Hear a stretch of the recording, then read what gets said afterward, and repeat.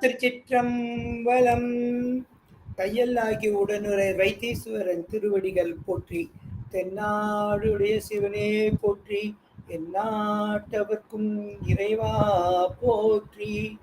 பிடி அதன் உருவுமை கொலமிகு கரி அது வடிகொடு தனதடி வழிபடும் அவரிட கடி கணபதி வர அருளினன் மிகு கொடை வடிவினர் பயில் வலி பலமுறை இறையே. ஊழியர்கோன் வெப்புழித்த புகழியர்கோன் கழல் போற்றி. ஆழிமிசை கல்மிதப்பில் அணைந்த பிரானடி போற்றி. வாழி திரு நாவலூர் வந்தொண்டர் பதம் போற்றி. ஊழிமலை திருவாத ஊர திரு தாள் போற்றி. மிக்க சைவ பெருமக்களே, குருவருளும் திருவருளும் கூடி வந்த இன்றைய நன்னாளில் அப்பல் அருள்மன்றம் சார்பில் அடியேனுக்கு சிந்திக்க தரப்பட்ட தலைப்பு திருப்புள்ளிருக்கு வேலூர் திருத்தலத்தில் திருஞான சம்பந்த அருளி செய்த 2ஆம் திருமுறை அமர்வு 43 செடியாய உடல் தீர்ப்பான் தீவினைக்கோர் மருந்தாவான். இப்பாடல் வரிகள் திருப்புள்ளிருக்கு வேலூர் திருத்தலத்தில் திருஞான சம்பந்த பெருமான் 2ஆம் திருமுறையில் பாடி அருளிய கல்லார்ந்த பூங்கொன்றை மதமத்தங் கதிர்மதியம் என்று ஆரம்பிக்கும் திருப்பதிகத்தில் 16வது பாடலில் வரும் முத்தாய்ப்பான வரிகளாகும். சீரிய சிவசிந்தனையாளர்களின் மத்தியில் சிவபெருமானை நினைத்து உருகி சிந்திக்க வாய்ப்பளித்த ஒருங்கிணைப்பாளர் சிவ திரு சாந்தா சண்முகம் அம்மையார் அவர்களுக்கும் தொகுப்புரை வழங்கி பேச்சாளர்களை ஆசீர்வதித்துக் கொண்டிருக்கும் குருநாதர் மேன்மை மிகு கோமலையா அவர்களுக்கும் அடியனின் தாழ் பணிந்த திருவடி வணக்கங்கள். மேலும் இவ்விலையத்தில் குழுமி இருக்கும் அனைத்து சிவனடியார்களின் பொற்பாதங்களை அடியனது மெய் மனம் மொழியால் தொட்டு வணங்கி மகிழ்கின்றேன். அவன் அருளாலே அவன்தாள் வணங்கி அடியனது இந்த உரையை தொடங்குகிறேன். இராமாயணத்தில் ராவணனால் சிறைப்பிடிக்கப்பட்ட சீதையை மீட்க முயன்று ராவணனை எதிர்த்து போராடிட்ட சடாயு என்ற பறவை வடிவில் அறநெறி போதித்து சிவபூஜை செய்து சிவபெருமானை வழிபட்ட திருத்தலம் திருப்புள்ளிருக்கு வேலூர். இந்த பதிகம் முழுவதும் சம்பந்த பெருமான் இத்தலத்து சிவபெருமானின் பெருமைகளை போற்றியும் சடாயு மற்றும் அவன் சகோதரன் சம்பாதி இவர்கள் இருவரும் எவ்வாறு திருப்புள்ளிருக்கு வேலூர் இறைவனை துதித்து முக்தி பெற்றனர் என்று விளக்குகின்றார். திருப்புள்ளிருக்கு வேலூர் உலகறிந்த உடற்பிணிகள் மற்றும் பிறவிப்பிணிகள் நீக்கும் திருத்தலமாகும். சிவநேய செல்வங்களே, நோய்ப்பிணிகளை மட்டும் இல்ல பிறவிப்பிணிகளை நீக்கவுள்ள சிவபெருமான் இங்கு வைத்தியநாத சுவாமியாக நமக்கு காட்சி அளிக்கின்றார். இங்கு அம்பாள் பெயர் திரு தையல் நாயகி, முருகப்பெருமானின் பெயர் செல்வ முத்துக்குமாரசாமி.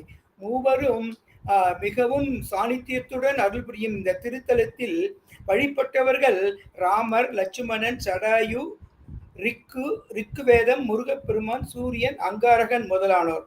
சீர்காழிக்கு மிக அருகில் இருக்கும் இந்த திருத்தலத்தின் மூர்த்தி, தலம், தீர்த்தம் 3ம் சிறப்பு பெற்றது.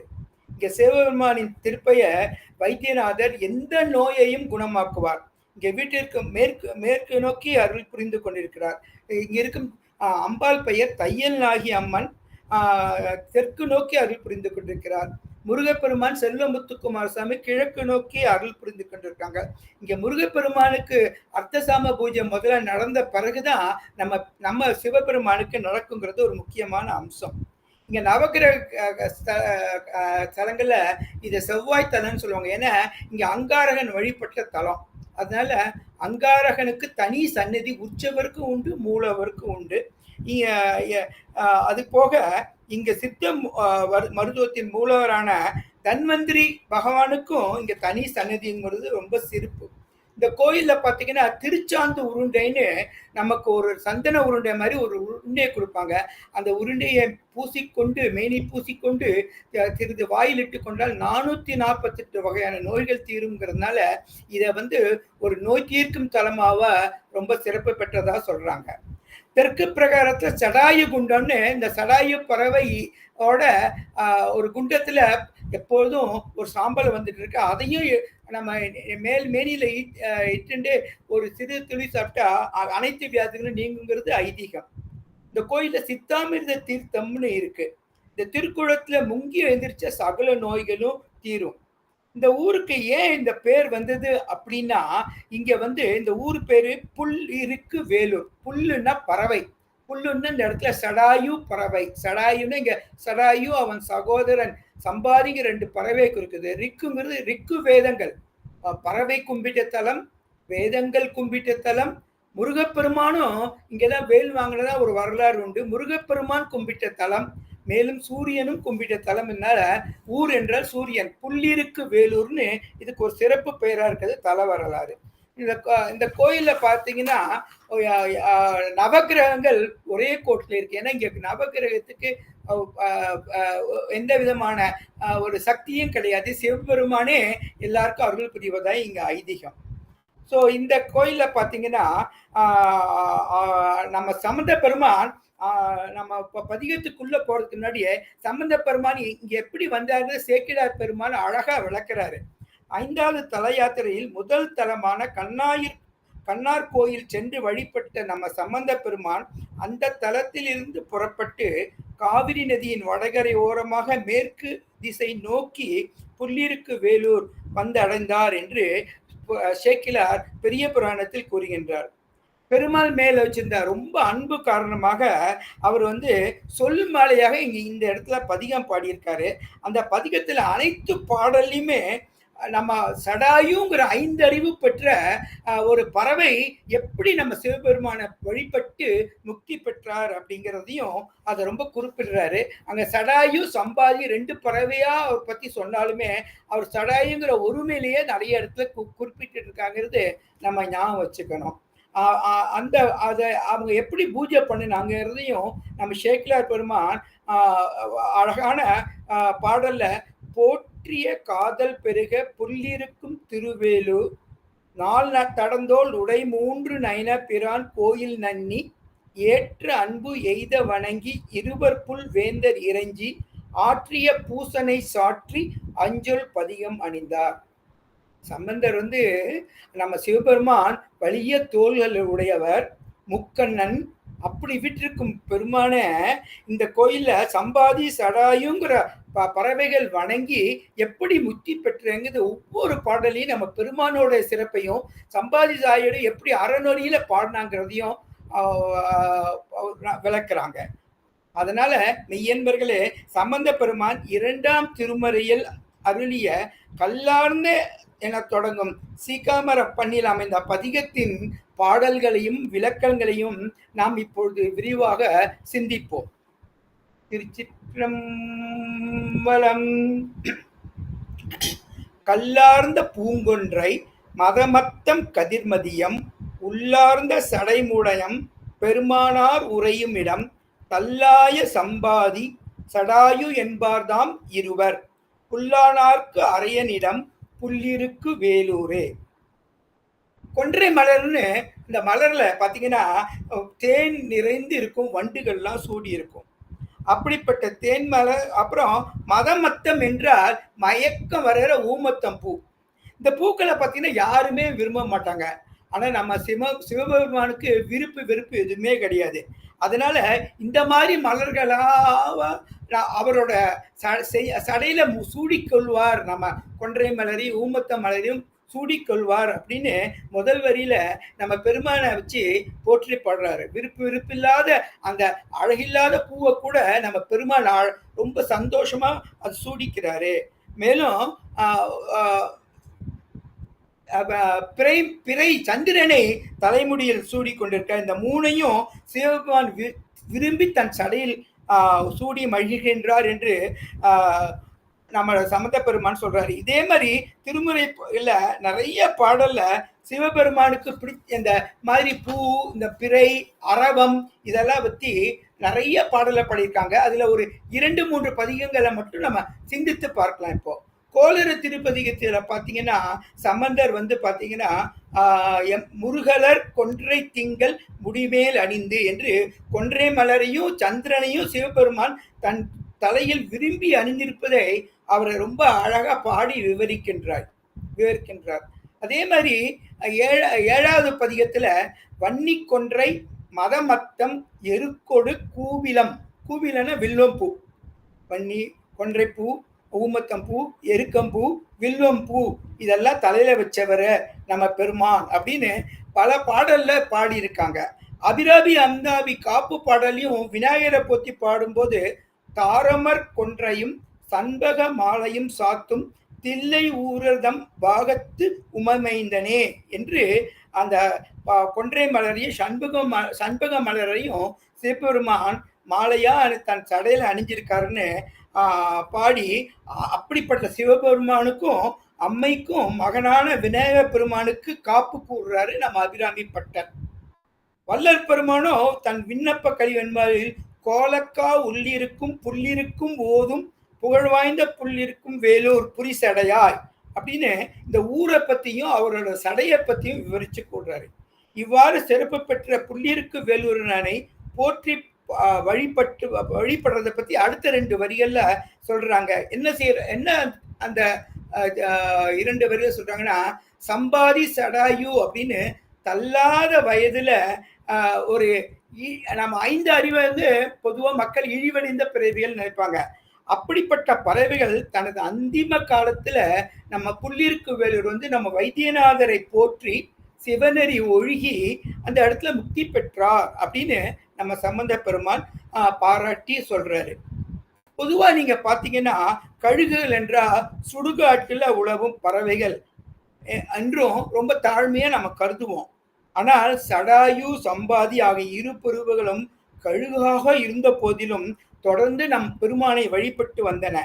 ராமகாவியத்தில் அந்த 2 பறவைகளும் இடம்பெறுகின்றன. ராவணனுடன் போரிட்டு அவன் சீதையை கடத்திட்டு போகும்போது இந்த 2 பறவைகளும் போரிட்டு அதை கடத்தி செல்றதை தடுக்க முயன்றாங்க. அப்ப ராவணனை கொத்திக்கிட்டே, ஏன்னா இது கூரிய மூக்களை கொத்திக்கிட்டே இருக்கும்போது பெருமான் கொடுத்த வாளால அந்த ராவணன் இந்த சடாயோட இறகை வெட்டிடுறான். இறகை வெட்டினால இறகை இல்லைன்னா பறக்க முடியாது. அதனால அது கீழே விழுந்தது. ராமான்னு கத்தும்போது ராமர் அந்த பக்கம் ராமரும் லக்ஷ்மணனும் அந்த பக்கம் சீதையை தேடி வந்தாங்க. அப்படி வரும்போதுதான் இந்த கதையை கேள்விப்பட்டு சீதை இலங்கைக்கு கடத்தி சென்றான் என்று ராமருக்கு தெரிவித்தது, வானரர்களுக்கு தெரிவித்தது சடாயு என்பதுதான் ராமாயணத்துல கூறப்பட்ட கதை. அப்படிப்பட்ட சடாயுக்கு இங்கதான் ராமரும் லக்ஷ்மணனும் இறுதி பூஜை செஞ்சாங்கன்னு அவங்க சடாயு சம்பாதி இங்க வழிபட்டு முக்தி பெற்றனர் என்றும் இங்கிறது நம்ம திருத்தலத்து கதை. அது அதே மாதிரி பாத்தீங்கன்னா 2வது பாடல்ல பாத்தீங்கன்னா நம்ம அம்மையை பத்தி ரொம்ப அழகா எடுத்து சொல்றாரு. தையலால் ஒரு பாகம் சடைமேலால் அவளோடும் ஐயம் தேர்ந்து உழல்வார் ஒரு அந்தனார் உரையுமிடம் மெய் சொல்லா ராவணனை மேலோடி ஈடு அழித்து பொய் சொல்லாது உயிர் போனான் புல்லிருக்கு வேலூரே. தையலால் ஒரு பாகம் என்றா அம்மை தையல்னாகிய இடபாகத்துல ஏந்தியவன் நம் மாதொரு பாகன் அப்படிங்கிறது இந்த இடத்துல ரொம்ப அவர் புகழ்ந்து பாடுறாரு. அப்படி சொல்லும்போது நம்ம அப்படியே நம்ம மனக்கண்ணால அந்த திருச்செங்கோட்டு அர்த்தநாரீஸ்வரர் தரிசனத்தையும் நம்ம தரிசிச்சு மகிழணும். அது போக தன் சடை மேல கங்கையை கொண்டவர்ங்கிறாங்க. அந்த கங்கையை கொண்டும் போது எப்படி பார்வதி தேவியும் இடது பக்கம் இருக்காப்புல கங்கையும் இருக்காங்க அப்படின்னு ஒரே இடத்துல 2 பேரையும் குறிப்பிடுறது திருமுறையில சில பாடல்கள் தான். அந்த அரிதான பாடல்ல இந்த பாடல ஒண்ணு. அதாவது இந்த குறிப்பிட்ட பாடல்ல ஒரே இடத்துல கங்கையை பத்தியும் சொல்றாரு, நம்மளோட தாயான உமையம்மையை பத்தி அவர் சொல்றாருங்கிறது ஒரு குறிப்பிடத்தக்க ஒரு கருத்து இங்க. இதே மாதிரி திருவண்ணாமலை தரத்திலையும் திருஞான சம்பந்த உமையம்மை மற்றும் கங்கை நதி இருவரையும் குறிப்பிடுறாங்க.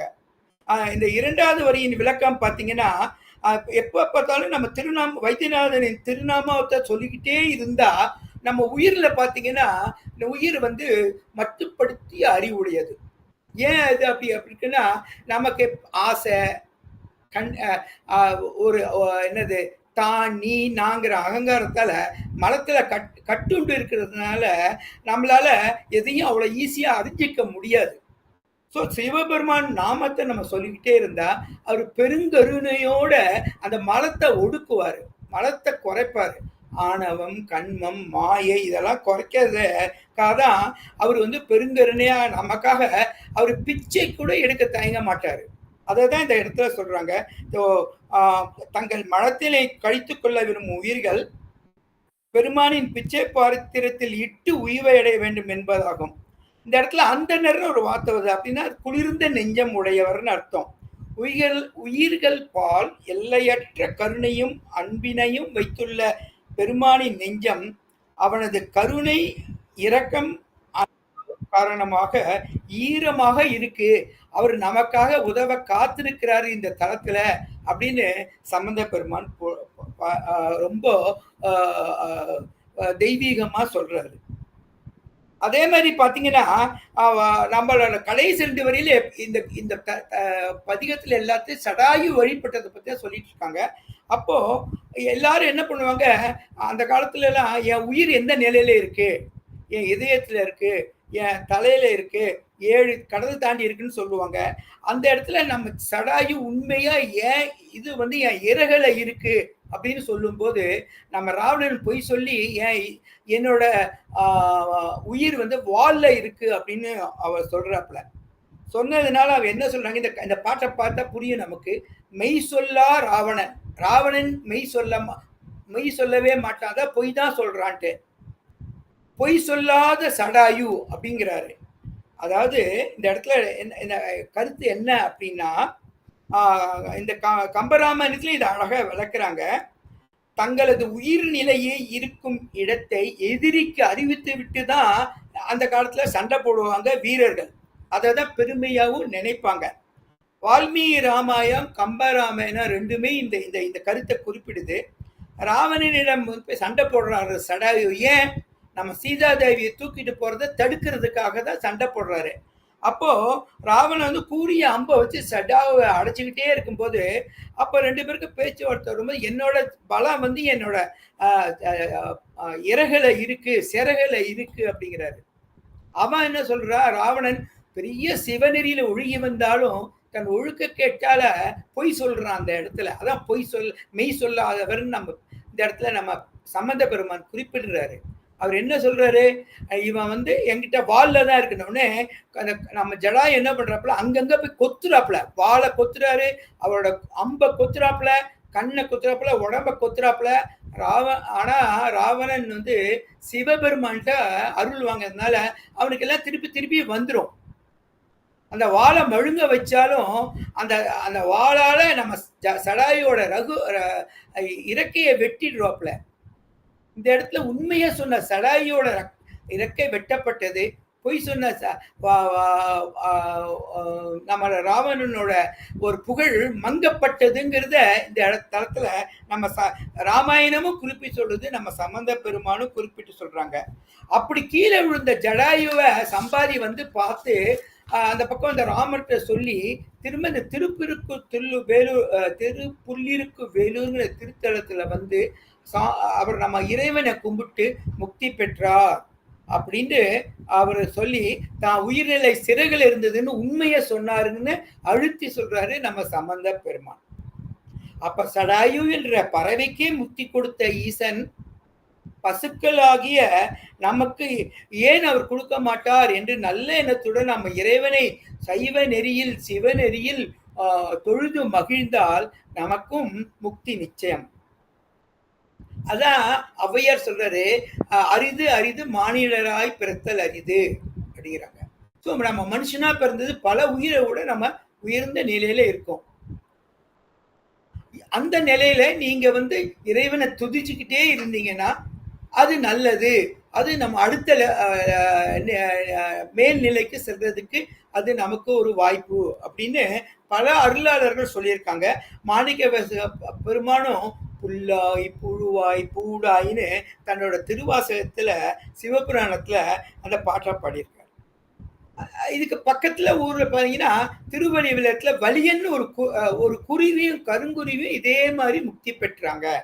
ஸோ 2 அறிவு 3 அறிவு 4 அறிவு பெற்ற விலங்குகள், பறவைகள், பூச்சிகள் இருக்கும்போது நம்ம இந்த திருத்தலத்துக்கு சென்று வைத்தியநாதரை வணங்கி நம்ம பிறவிப்பிணியை நீக்க வேண்டும் என்று அறிவுறுத்துகிறார். 3வது பாடல்ல பாத்தீங்கன்னா வாச நலம் செய்து இமையோர்னா தேவர்கள் நாள்தோறும் மலர் தூவ ஈசன் எம்பெருமானார் இனிது ஆக உறையும் இடம் யோசனை போய் பூக்கொணர்ந்து அங்கு ஒரு நாளும் ஒழியாமே பூசனை செய்து இனிதிருந்தான் புல்லிருக்கு வேலூரே. ஒரு வரியில பார்த்துட்டு திரும்ப சிறிய விளக்கத்தை பார்த்துருவோம். தேவர்கள்லாம் எங்கிருந்தோ இங்க வந்து நம்ம தங்கி நம்ம சிவபெருமானுக்கு பூஜை பண்றாங்க. யோசனைன்னா ஒரு தூரம், ஒரு 10 மைல் தூரம் அப்படின்னு சொல்றாங்க. அவ்வளோ தூரம் நம்ம சம்பாதிங்கிற பறவை, ஏன்னா ஜடாய்க்கு ரக்கையை வெட்டியாச்சு. சம்பாதிங்கிற பறவை 10 மைல் தூரத்துல இருக்கிற பூம்புகார்னு இப்ப காவிரி பூம்பட்டினம் நம்ம சொல்லுவோம், பூம்புகார்னு சொல்லுவோம். அந்த தளத்துல ஒரு வனம் இருந்தது. அந்த வனத்துல இருந்து பூக்களை கொய்து வந்து நம்ம பெருமானுக்கு இது பண்ணாங்கன்ட்டு முதல் 2 வரியில நம்ம இறைவன் எப்படி தொழப்பட்டார், கடைசி 2 வரியில சம்பாதியும் சடையும் எப்படி தொழுதாங்க அப்படின்னு சொல்றாங்க. மையன்பர்களே, இங்க வைத்தியநாத சுவாமி, தையல் நாயகி, முத்துக்குமார சுவாமி அப்படின்னு ரொம்ப சிறப்பா இந்த இடத்துல சந்தனம், குங்குலியம், வாசன பொருட்கள் நிறைய இருக்குமாங்க. இந்த இறைவனை சூரியன், வேதங்கள், முருகப்பெருமான், பிரம்மன் இப்படி எல்லாரும் வழிபட்டார்கள். இந்த கோயில் குளத்துல நீராடுவது உடல் நோயினை தீர்க்கும். கோயில குளிச்சுட்டு மூர்த்தியை தரிசனம் செய்வது நல்ல உடலுக்கும் உள்ளத்துக்கும் நலம். அதுதான் தேவர்கள்லாம் இங்க வந்து வாச நலம் செய்த இமையோர் அப்படின்னு தேவர்கள் இந்த தலத்தில் பல நாட்கள் தங்கியிருந்து தலத்து தீர்த்தத்தில் நீராடி இறைவனை வழிபட்ட செயலை குறிக்கின்றது முதல் வரி. இதே போல பாத்தீங்கன்னா சம்பாதி என்ற பறவை, அது நம்ம ஞாபகம், அது 5 அறிவு கொண்ட பறவை. நாள் தவறாமல் 10 மைல், அதாவது ஒரு யோசனை தூரம் பறந்து பூம்புகார் என்ற தலத்திற்கு சென்று அங்குள்ள வனத்தில் பூக்களை பறித்து வந்து புல்லிருக்கு வேலூர் பெருமானை சிவார்ஜனை செய்து இருவரும் உய்வு பெற்றனர். எனவே பக்தர்களே, நாம் உணர வேண்டியது என்னவென்றால், நாம் வந்து எப்பொழுதுமே இறைவன் மேல பற்று வச்சிருக்கணும். பிறப்பற்ற நம்ம விட்டுடணும். பிறப்பற்ற ஃபூஃபுன்னு ஊதுனா போற மாதிரி மற்ற பற்றை விட்டு ஒழித்துட்டு சிவநாமம் சொல்லிக்கிட்டே இருந்தா இந்த பற்று நமக்கும் வரும் அப்படின்னு நமக்கு வந்து அதை உணர்த்துறாரு. 4வது பாடல்ல பாத்தீங்கன்னா மாகாயம் பெரியது. 2 அர்த்தம் உண்டு. மாகாயம், காயம்ங்கிற இந்த இடத்துல உடம்பு. இது வந்து பெருமானோட உடம்பையும் குறிக்குது. அது மாதிரி விலங்குகள்ல பெரிய உருவம் வந்து யானை. ஸோ மாகாயம் பெரியது, ஒரு மான் உரித்தோல் உடை ஆடை ஏகாயம் இட்டு புகந்த எரியாடி உறையும் இடம் ஆகாயம் தேர்வோடும் ராவணனை அமரின் கண் போகாமே பொருதழித்தான் புல்லிருக்கு வேலூரே.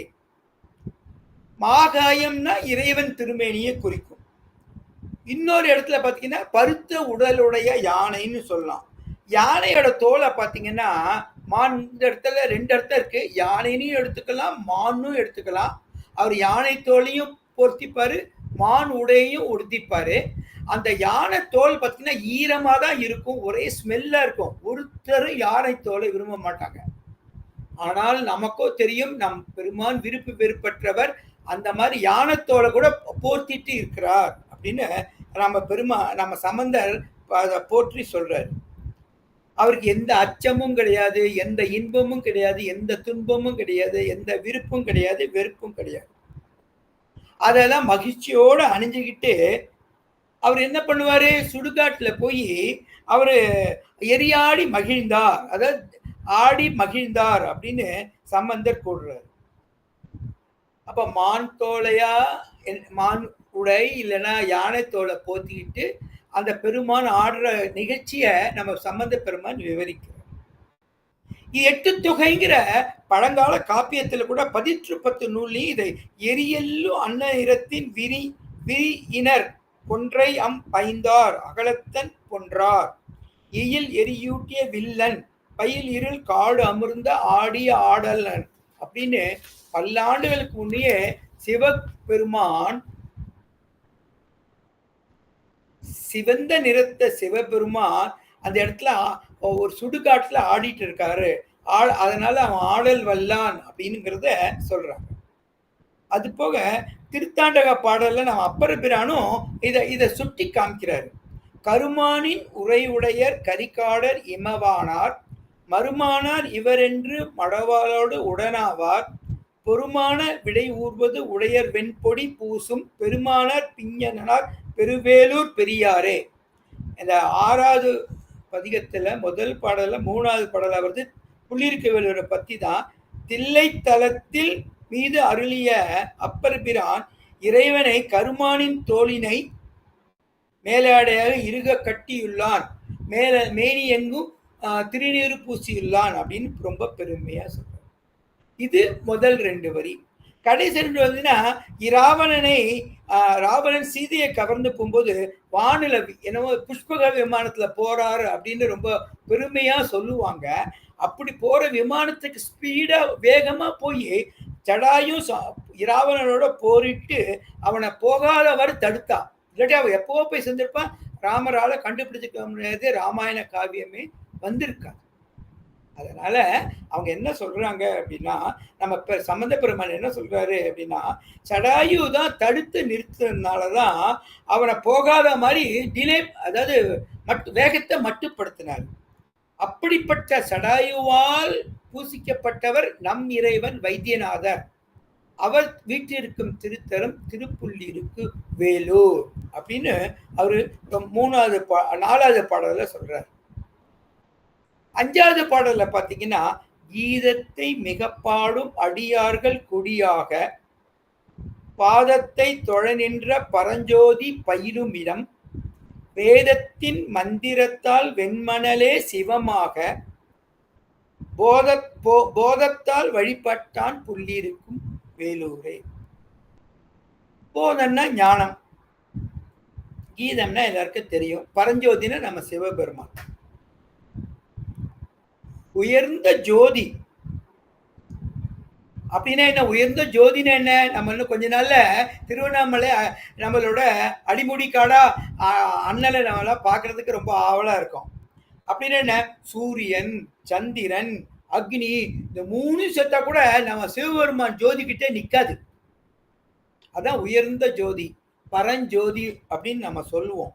இந்த 3 சுடரும் சேர்ந்து கொடுக்குற ஒளியை விட பிரகாசமான நம்ம சிவன் தானே ஒளிவிடும் ஜோதியாகவும் யாரும் அடிமுடி காணான்னு நம்ம அடிக்கடி எல்லா பாடலையும் எல்லா பெருமானும் நம்ம எல்லா அருளாளரும் குறிப்பிடுவாங்க. அந்த பெருமானுக்கு என்ன பிடிக்கும் அப்படின்னா, இனிய இசையுடன் கூடிய பாடல்களை பாடும் அடியார்களே ரொம்ப பிடிக்கும். அந்த மாதிரி அடியார்களெல்லாம் இங்க வந்து பாடுவாங்க. இங்க பாத்தீங்கன்னா ஏகப்பட்ட அருளாளர் வந்து இந்த தளத்துல அழகா இசையோட பாடியிருக்காங்க. அப்படி பாடி தொழுது என்னாலும் உயர்ந்த ஜோதியா விளக்கும் பெருமான் இருக்கும் தலம் திருப்புள்ளிருக்கு வேலூர்னு சொல்றாங்க. அது போக வேத மந்திரத்தால வெண்மணலால சிவலிங்கம் செஞ்சாங்க. வெண்மணல சிவலிங்கம் செய்யறது ஒரு சில தலங்கள்ல இருக்கு. அப்படிதான் இந்த திருத்தலத்துல உள்ள சிவலிங்கம் வெண்மணலால் ஆனது. அப்படிப்பட்ட வெண்மணலை நம்ம ஜடாயும் சம்பாதியும் செஞ்சு கும்பிட்டாங்க. அவங்க எப்படிப்பட்டவங்கன்னா, நல்ல சிவநெறியில வழி வந்து அதன்படியே, அதாவது நம்ம பின்னாடி பார்க்க போறோம், சிவநெறியில 4 நிலை இருக்கு. அந்த 4 நிலையிலே கும்பிட்டா 3 நிலையில நம்ம கும்பிட்டாலே 4வது நிலைக்கு நம்ம பெருமாள் நம்மளை எடுத்துட்டு போய் நமக்கு திருவடி தரிசனம் காமிப்பார்.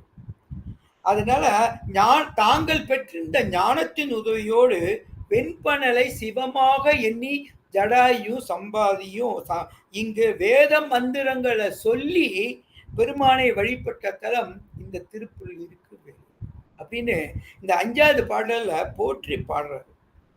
6வது பாடல்ல பாத்தீங்கன்னா, திறம் கொண்ட அடியார் மேல் தீவினை நோய் வாராமே. நல்ல குணமுடைய ஆள்கிட்ட வினைகள் அண்டாது. குணம் கெட்டவங்கள்ட்ட மட்டும்தான் வினைகள் அண்டும், தீவினைகள். அறம் கொண்டு சிவதன்மம் உரைத்த பிரான் அமருமிடம். நம்ம சிவபிரான் அமருமிடத்தை பத்தி போற்றி. மரம் கொண்டு அங்கு ராவணன் தன் வழி கருதி வந்தானை புறம் கண்ட சடாயு என்பான் புல்லிருக்கு வேலூரே. இங்க பாத்தீங்கன்னா, அந்த பசுக்களாய உயிர்கள் தங்கள் கொடிய வினை செயல்களால் குணம் கெட்டு பிறப்பு இறப்பு மீண்டும் பிறப்பு மீண்டும் இறப்புன்னு இந்த சுழல்லையே சுத்தி உழந்துகிட்டே இருக்காங்க. ஆனால் அருளாளர்கள், சிவனடியார்கள், சிவநெறியில் உறுதியுடன் விளங்கும் அடியார்கள் மீது சிவபெருமான் பேரன்பு கொண்டு பேரருள் புரிந்து அவங்களுக்கு துன்பம் வராம பார்த்துப்பார். தீய வினைகளால் வரும் துன்பங்கள் அவர்களை அண்டாது. சிவநெறி ஒழுகுபவர்களுக்கு பிறவி பிணி கிடையாது, பிறவாமை எனும் வரம் கிடைக்கும் அப்படிங்கிறார். இதைத்தான் நம்ம மாணிக்க வாசகர் கீர்த்தி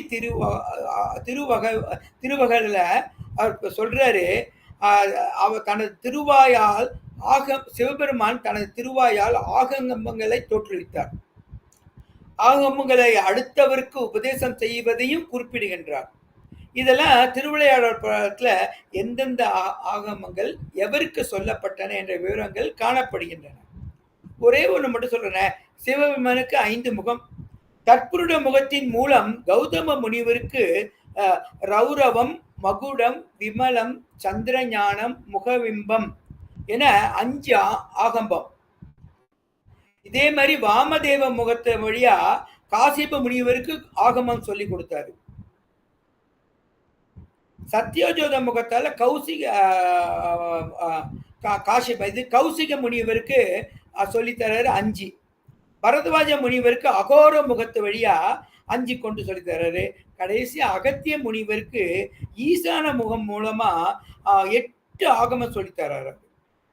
சோ இந்த பாடல அறம் என்ற சொல் கருணை என்ற பொருளில் பயன்படுத்துள்ளது. நமக்கே தெரியும், நம்மளாம் மலங்களால் பிணைந்துள்ள உயிர்கள் பால் நம்ம பெருமான் பெருங்கருணை கொண்டு நம்ம உய்யும் பொருட்டு மலங்களை கழிக்கிறதுன்னா ஒடுக்கிறாரு. ஒடுக்கிட்டு உயிர்கள் எவ்வாறு உய்வினை அடையலாம் அப்படின்னு எப்ப சொல்றாருன்னா, அதை 4 வேதங்கள் மூலமாகவும், 4 வேதங்கள் நமக்கு இருக்கு, ஆகங்கள் மூலமாகவும் சிவபெருமானே அருளாளர் மூலமாக நமக்கெல்லாம் அறிவுறுத்துகிறார். இதான் இந்த வரியில நமக்கு சொல்லியிருக்காங்க. அதே மாதிரி கடைசி 2 வரியில பாத்தீங்கன்னா, சடாயுவை பத்தி புறம் கண்ட சடாயு அப்படிங்கிறாரு. அந்நாள் வரைக்கும் அதாவது நம்ம ராவணன் வாளை வச்சு பொறிட்டதே இல்லை. ஏன்னா அவனுக்கு பெரிய ஒரு சிவ அருள் உள்ளவன், பெரிய வீரன், வாள்ல போரிட்டதே கிடையாது. ஏன்னா அந்த வாள் சிவபெருமான் கொடுத்தது, மிகுந்த திறம் வாய்ந்த வாள் அது. அந்த தெய்வத்தை அந்த வாளினை எடுத்து சிறாகுல வெட்டுனாங்கிறது தான் இந்த இடத்துல சொல்றாரு. உங்களுக்கே தெரியும், நல்ல போர் வீரர்கள் உண்மைய சொன்னதுக்கு அப்புறம் அந்த இடத்த தண்டிக்க மாட்டாங்க. அதனால முந்தின தளத்திலே நம்ம பார்த்தோம், பொய் சொல்றவர் தான் ராவணன், மெய் சொல்றவன் தான் நம்மளோட ஜடாயுன்னு. ஸோ அந்த தருணத்துல சிறகளை வெட்டதுனால நம்ம சடாயு நிலை குலைந்து போயிட்டாரு. என்ன, சிவபெருமான் அளித்த வாளால இந்த சடாயுவோட சிறகை வெட்டிட்டாப்ல. சுந்தரகாண்டமும் இது அழகா விளக்குது. நம்ம ஜடாயு ராவனுக்கு இருவரும் இடையே சண்டையில வெற்றி பெற்றது பெருமான் பெற்ற வாள் தான், ராவணன் இல்ல அப்படின்னு இந்த இடத்துல நம்ம சம்பந்த பெருமான் இதை அறுதிட்டு சொல்றாரு. ரொம்ப அந்த இடத்துல சொன்னது ரொம்ப பொருத்தமாகவும் இருந்தது. அப்படிப்பட்ட சடாயு வழிபட்ட தலம் இந்த திருத்தலம் திருப்புள்ளிருக்கு வேலூர். எனவே நம்ம என்ன பண்ணணும், சிவனடியார்கள்லாம் சிவ சின்னங்களை அணிஞ்சு சிவபூஜை செய்து வந்தாலே இந்த திருத்தலத்துல, அப்படின்னா என்ன, அருளாளர்லாம் சொல்லி கொடுத்துருக்காங்களே நமக்கு, தோத்திரம் சாத்திரம் வேதங்கள் ஆகமங்கள் இதெல்லாம் பண்ணிட்டு நால்வர் காட்டிய வழி, நிறைய வழியில நம்ம இறைவனை அடையலாம். சரியை இருக்கு, கிரியை இருக்கு, யோகம் இருக்கு, கடைசியா இறைவனா நம்மளை கொண்டு சேர்க்கிற இடம் ஞானம். இதெல்லாம் நம்ம செஞ்சோம்னா பெருமானை அடையிறது ரொம்ப சடாயு மாதிரி நமக்கும் ஒரு எளிதானது அப்படின்னு நம்ம பெருமான் குறிப்பிடுறாரு, சம்பந்த பெருமான் குறிப்பிடுறார். 7வது பாடல்ல பாத்தீங்கன்னா, அத்தியின் ஈறு உரி மூடி அழகு ஆக அனல் ஏந்தி பித்தரை போல் பலி திரியும் பெருமானார் பேணுமிடம் பத்தியினால் வழிபட்டு பலகாலம் தவம் செய்து புத்தி ஒன்ற வைத்த உகந்தான் புள்ளிருக்கு வேலூரே. நமக்கே எல்லாருக்கும் தெரியும், நம்ம பெருமானுக்கு எந்த ஆசையும் கிடையாது, எந்த விருப்பமும் கிடையாது, விருப்பு வெறுப்பற்றவன். ஏற்கனவே 3வது பாடலை நான் பார்த்துருக்கோம். அத்தி என்றால் யானை. நம்ம பெருமானுக்கு பசி கிடையாது, தாகம் கிடையாது, தூக்கம் கிடையாது, இதெல்லாம் கடந்த பெருமான் உயிர் வாழும் பசுக்களுக்கு உதவி புரியறதுக்காக அவங்களுக்கு உணவு கொடுக்க தான் பிச்சை எடுக்கிறது அவருக்காக இல்லை, பிச்சை எடுப்பது போன்ற தோற்றத்தை தருவதால அவரை பித்தர்னு சொல்றாங்க. பித்தருக்கு நிறைய அர்த்தம். ஞானமுள்ளவன் பிச்சை எடுப்பதால் பித்தர் அப்படின்னு சொல்லுவாங்க. அதனால நம்ம திருவண்ணூர்ல பித்தா பிறை சுடிங்கிறது கூட நம்ம பாடுறத நம்ம பல தடவை நம்ம சிந்திச்சிருக்கோம். அப்படிப்பட்ட பெருமான் யானையோட தோலை தான் பூத்திட்டு இருக்காரு, எரியிற தீப்பிழம்பெல்லாம் ஆடுறாரு, ஜோதி வடிவாய் இருக்காரு. பித்தன் என்றால் பேரன்பு கொண்டவன், உலக ஞானம் உடையவன், பரம ஞானி, மாயைகளை கடந்தவன் அப்படின்னு ஒவ்வொரு இடத்துலையும் நம்ம சுட்டி காட்டுறாங்க. பல அருளாளரும் நம்ம சுட்டி காட்டுறாங்க. நமக்கு நேர 7வது திருமுறையில முதல் பாடல்ல சுந்தரர் பாடுற பாட்டை நம்ம நினைவுக்கு சிந்தித்தாலே நமக்கு இதெல்லாம் புரியும். அனைத்து நல்லுயிர்களின் குறிக்கோள் ஒன்றிய அனைத்து உயிர்களும் ஒன்றிய மனதோட இறைவனை வணங்கணும். அதுதான் நமக்கு இதை சொல்றாங்க. பக்கத்துல நாற்றம் இருக்கு, மனம் இருக்கு, அது இருக்கு, இது இருக்க கிடையாது. சிவபெருமான நினைக்கிறோம், முன்னால நிக்கிறாரு, அவரை நீங்க ஒரு மனதான் நம்ம கும்பிடணும். அவரோட திருவடியை காணணுங்கிறது மட்டும்தான் நம்மளோட ஒரு எண்ணங்களா இருக்கணும். அப்படி இருந்தாலே நமக்குன்னு ஒரு நல்ல குருநாதர் வருவாரு, அவர் வழிகாட்டுவாரு, நெறிகள் கொடுப்பாரு. அந்த நெறிகள் வழியா நம்ம முன்னால ஏறி போகணும். அதனால்தான் சைவ நெறிகளை பின்பற்றுங்கிறது தான் இந்த இடத்துல அவர் போன பாடல்லையும் இந்த பாடல்லையும் நம்ம பெருமான் நமக்கு உணர்த்துறதா திருஞான சம்பந்தர் சொல்றார். அது போல பக்தி மிகுந்த ஞானம் நிறைந்த சைவ நெறிகளை சிவநெறிகளை பின்பற்றிய சடாயு சம்பாதி சிவபெருமானை வழிபட்டு வீடு பேருற்ற தலம். அப்படிங்கிறபோது இந்த திருத்தலத்துல பார்த்து யோசிக்கும் போது பல திருத்தலங்கள் நம்ம நினைவுக்கு வரணும். அந்த ஒவ்வொரு திருத்தலத்தையும் நம்ம நினைச்சு கும்பிடணும். அப்பவே நம்மளோட மனங்களும் எண்ணங்களும் சுத்தமாகும். எப்படி சடாயு சம்பாதி, ஒரு வேகமா படுறேன், என் டைம்குள்ள முடிச்சிருவேன். சடாயு சம்பாதி வழிபட்டு திருப்புள்ளிருக்கு வேறு முக்தி பெற்றது போல நீங்க பாத்தீங்கன்னா ஒரு 20 தலங்கள் இருக்கு. என்னால முடிஞ்சது ஒரு 10 தலங்களை குறிப்பிட விரும்புறேன். இந்த இடத்துல வலியன்கிற குருவி திருவலி வளத்துல நம்ம பெருமானை கும்பிட்டு முக்தி பெற்றது. குரங்கும் அணிலும், குரங்குன்னா வாலிதான் குரங்குன்னு இடத்துல சொல்றாங்க, அணில் இந்திரன், இவங்க 2 பேரும் முக்தி வழிபட்டு பயன்பெற்ற இடம் குரங்கனில் முட்டம். ஆதிசேடன்னு பாத்தீங்கன்னா நிறைய இடத்துல குழந்தை கீழ்கோட்டம், திருநாகேஸ்வரம், பாம்புபுரம், நாகை காரோணம் அப்படின்னு நிறைய இடத்துல அவர் வழிபட்டு பலன் பெற்றிருக்காரு.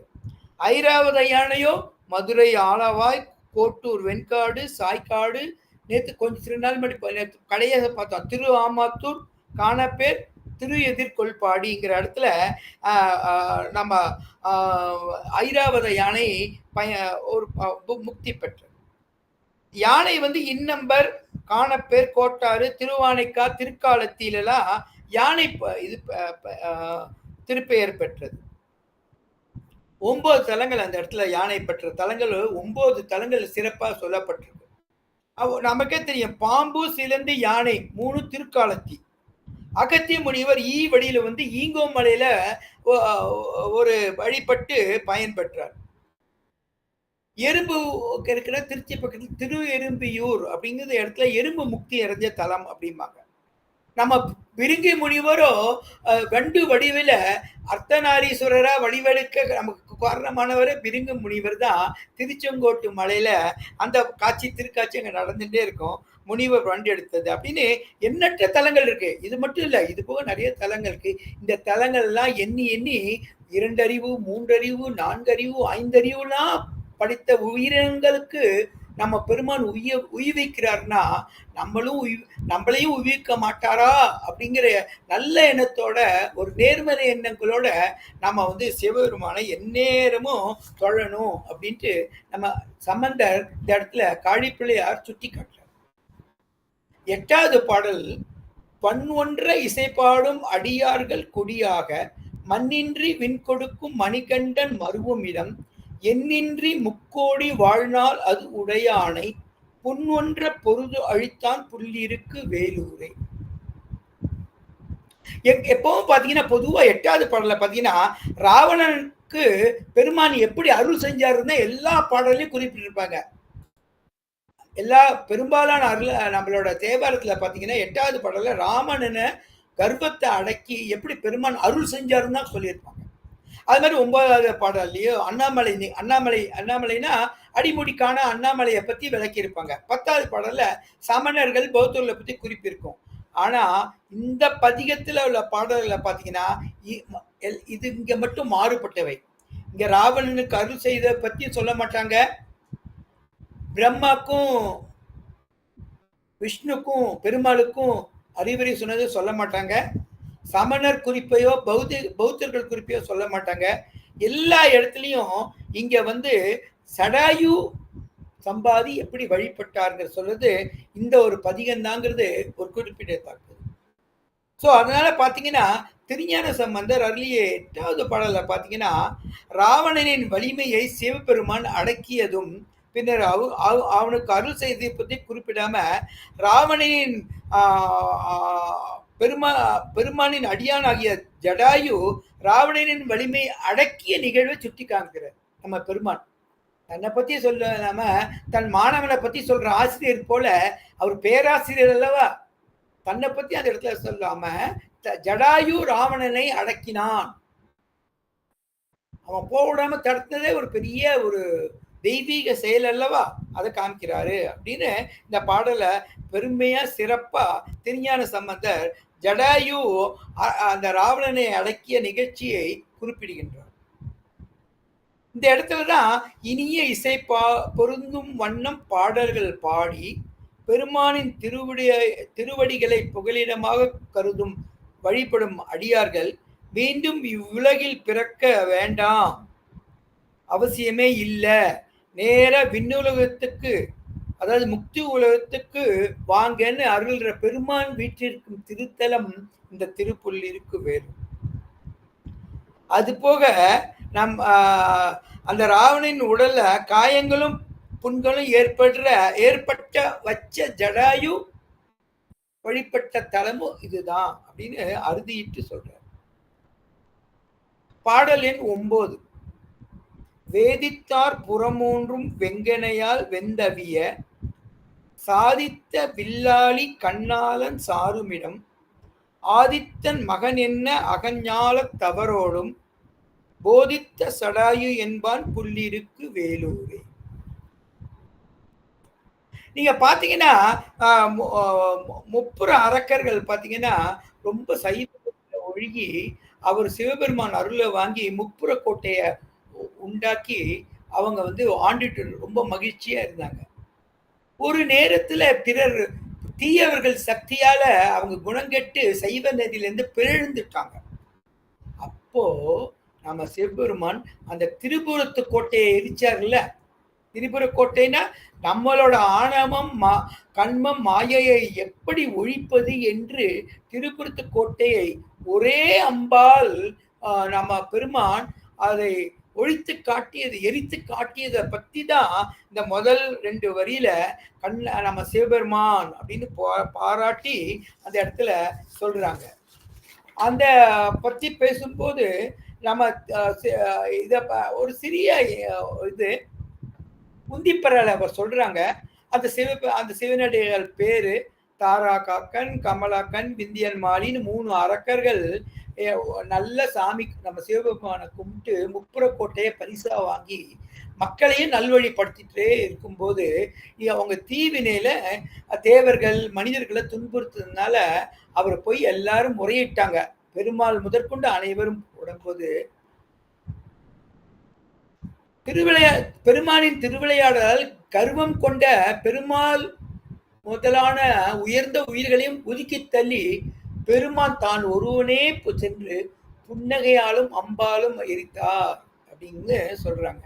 அதனாலதான் பெருமான் எப்பவுமே தவறு செய்தவங்களை ஒடுக்கியும் நல்ல செயலை செஞ்சவங்களை வாழ்த்தியும் இருப்பாங்கிறத இந்த திருத்தலத்துல அவர் போற்றி சொல்றாரு.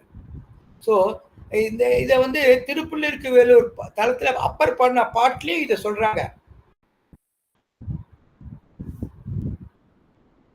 பெரிய பாடல் அவர் 2 வரி மட்டும் சொல்றாங்க. பேராயிரம் பரவி வானோர் ஏத்தும் பெம்மானை பிரிவில்லாத அடியார்க்கு என்றும் அப்படின்னு.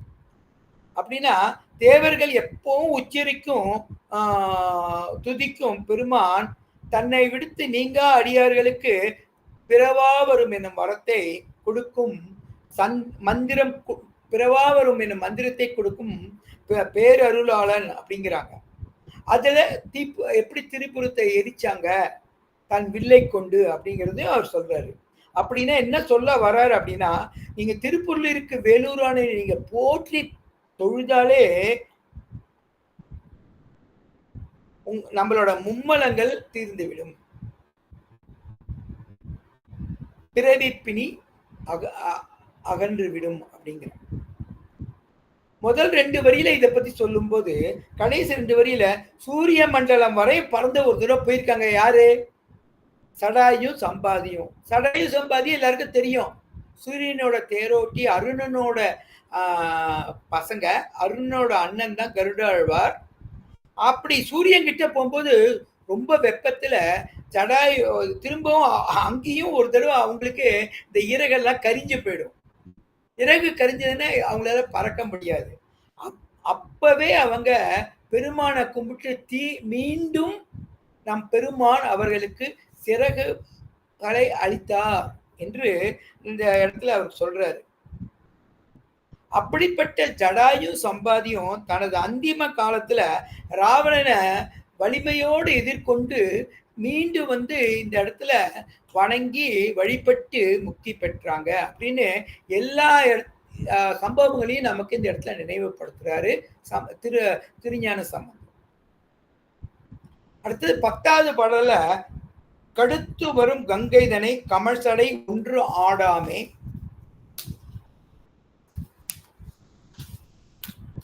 தடுத்தவர் எம் பெருமானார் தாம் இனிது ஆயுரையும் இடம் விடைத்து வரும் இலங்கை கோன் மலங்கச் சென்று இறங்கார்ப்ப புடைத்து அவன் பொருதழித்தான் புள்ளிருக்கு வேலூரே. மிகுந்த கோபத்தோட கர்வத்தோட கங்கை நதி பாஞ்சு வருது. ஏன்னு எல்லாருக்கும் தெரியும். பகீரதன் சொன்னாலும் அவன் யார் சொல்றதுக்குன்ட்டு. அப்ப எல்லாரும் இறைவனிடம் வரும்போது அவர் தன்னோட நிறைய ஜட முடியல ஒரே ஒரு முடியில சுருட்டி வச்சுட்டாரு. அதுல இருந்து ஒரு சொட்டு தான் கங்கை நதியா இப்போ நமக்கு ஒரு ஜீவ நதியா ஒரு இறை நதியா நமக்கு வந்துகிட்டு இருக்கு. அப்படித்தான் மனம் கமிழும் ஜடையில அடக்கிய பெருமானே அப்படின்னு போற்றி பாடுறாரு. ஆனா கங்கை நதியை அடக்குனா சடையெல்லாம் ஈரமா தானே இருக்கும். நம்ம பெருமானுக்கு ஈரமாவே இருக்காது. அப்படி சடை ஒன்றும் ஈரமா இருந்தா தலையை இப்படி இப்படி ஆட்டணும்.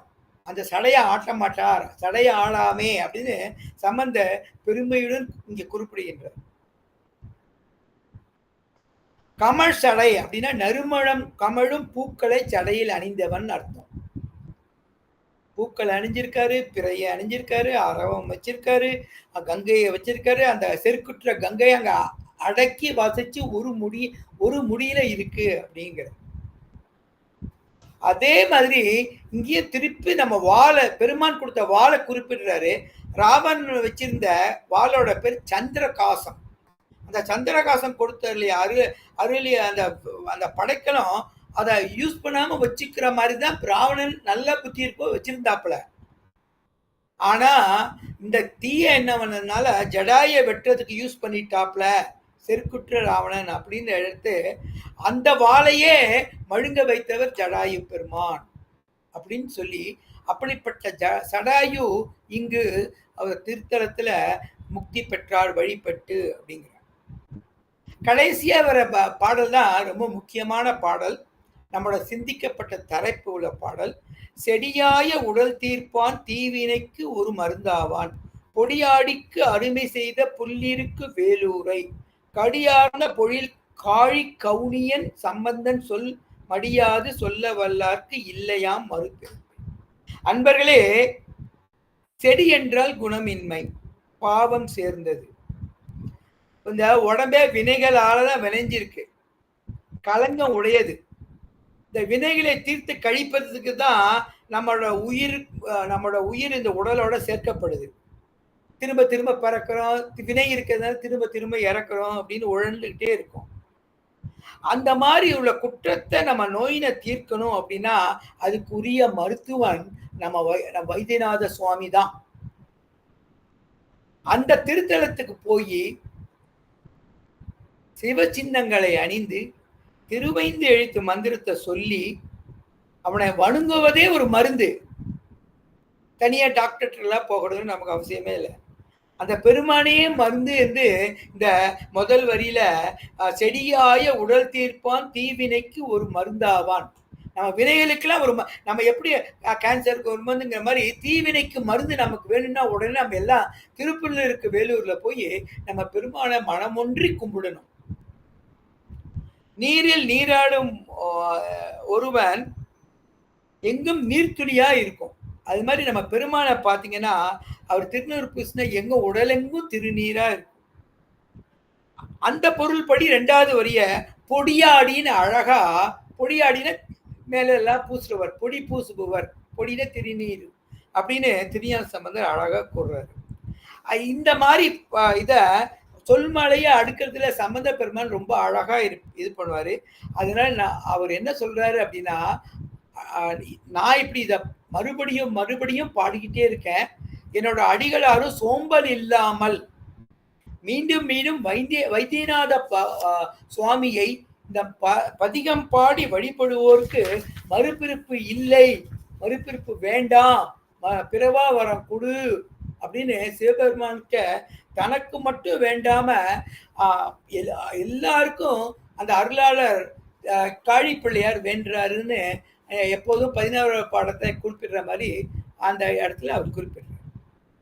இதுதான் நம்ம அப்பர் சுவாமிகளும் மந்திரமும் தந்திரமும் மருந்துமாகி தீரா நோய் தீர்த்தருள வல்லான் என்று அப்பர் சுவாமிகள் 6வது பதிகத்துல 54வது பாடல பாடுறாரு. அப்படின்னா என்ன, பஞ்சாக்கர மந்திரத்தை மந்திரம் என்றும் பஞ்சாக்கர மந்திரத்தால் விளக்கப்படும் ஆகம நூல்களை தந்திரம் என்றும் அந்த நூல்கள் குறிப்பிடுகின்றன. அந்த வழியா நம்ம தியானம் செஞ்சோம், பூஜை செஞ்சோம், ஜெபம் செஞ்சோம்னா அந்த 4 நிலைகள்ல ஏதாவது ஒரு நிலையை நம்ம அடைவோம். அந்த 4 நிலையில 3 நிலையை அடையும் போது 4வது நிலைக்கு நம்ம இறைவன் இட்டு செல்லுவார் அப்படின்னு. அதே தான் 79வது பதிகத்திலையும் நம்ம அப்பர் பெருமான் திருப்புலிருக்கு வேலூர்லயே உள்ளம் உருகி மனத்தால் மீண்டும் மீண்டும் சிவா சிவா என்று சிந்திக்க சிந்திக்க நம் வினை பெற்று கெடும் என்று நமக்கு அப்பர் சுவாமிகளும் அதை சொல்லிக்கிட்டே இருக்க. இதே மாதிரி பெருமானால் அம்மை என்று புகழப்பட்ட காரைக்கால் அம்மையார் திருவலங்காட்டுல பாடின பாட்டையும் நம்ம ஞாபகம் வச்சுக்கணும். பிறவாமை வேண்டும் மீண்டும் பிறப்பு உண்டேல் உன்னை என்றும் மறவாமை வேண்டும். இதான் முத்தா கடைசியில முடிக்கிற வரி. ஐயா சுவாமியே, எனக்கு பிறவாமை வேணும், இருந்தாலும் என் வினையால் இன்னொரு பிறப்பு நீ கொடுத்துட்ட அப்படின்னா உன்னை மறவாமை வேணும் அப்படிங்கிறாங்க. அப்படி சொல்லி நான் இறைவனை வேண்டி எனக்கு பிறவாமை வேண்டும், நான் நல்ல எண்ணத்தோட இருக்கிறேன், தீயெண்ணத்தை ஒதுக்குறேன், எனக்கு பிறவி அப்படி நீ கொடுக்க வேண்டியிருந்தா அடுத்த பிறவிலும் உன்னை மறவாம வேணும்னு சொல்லி என்னோட இந்த திருவுரையை இந்த அளவுல முடிச்சிட்டு வாழ்த்து பாடலோட முடிச்சுக்கிறேன் நான். வான்மிகில் வழாது பெய்க, மலிவளம் சுரக்க, மன்னன் போன்முறை அரச செய்க, குறைவில்லாத உயிர்கள் வாழ்க, நான்மறை அறங்கள் ஓங்க, நற்றவம் வேள்வி மல்க, மேன்மைகள் கல்வி நீதி விளங்குக உலகெல்லாம், ஆறிரும் தடந்தோல் வாழ்க, அறுமுகம் வாழ்க, வெற்பை பூசை தெனிவேல் வாழ்க, குக்கடம் வாழ்க, செவ்வேல் ஏரிய மஞ்சை வாழ்க, யானைதன் அணங்கு வாழ்க, மாறிலா வள்ளி வாழ்க, வாழ்க சீர் அடியாரெல்லாம், ஏறுமையில் ஏறி விளையாடு முகம் ஒன்றே, ஈஸ்வருடன் ஞானமொழி பேசும் முகம் ஒன்றே, கூறுமடி யார்கள் வினை தீர்க்கும் முகம் ஒன்றே, குண்டுருவ வேல் வாங்கி நின்ற முகம் ஒன்றே, மாறுபடும் சூரியரை வதைத்த முகம் ஒன்றே, வள்ளியை மனம் புணர வந்த முகம் ஒன்றே, ஆறுமுகம் ஆன பொருள் நீ அருள வேண்டும், ஆதி அருணாச்சலம் அமர்ந்த பெருமாளே. திருச்சிற்றம்பலம்.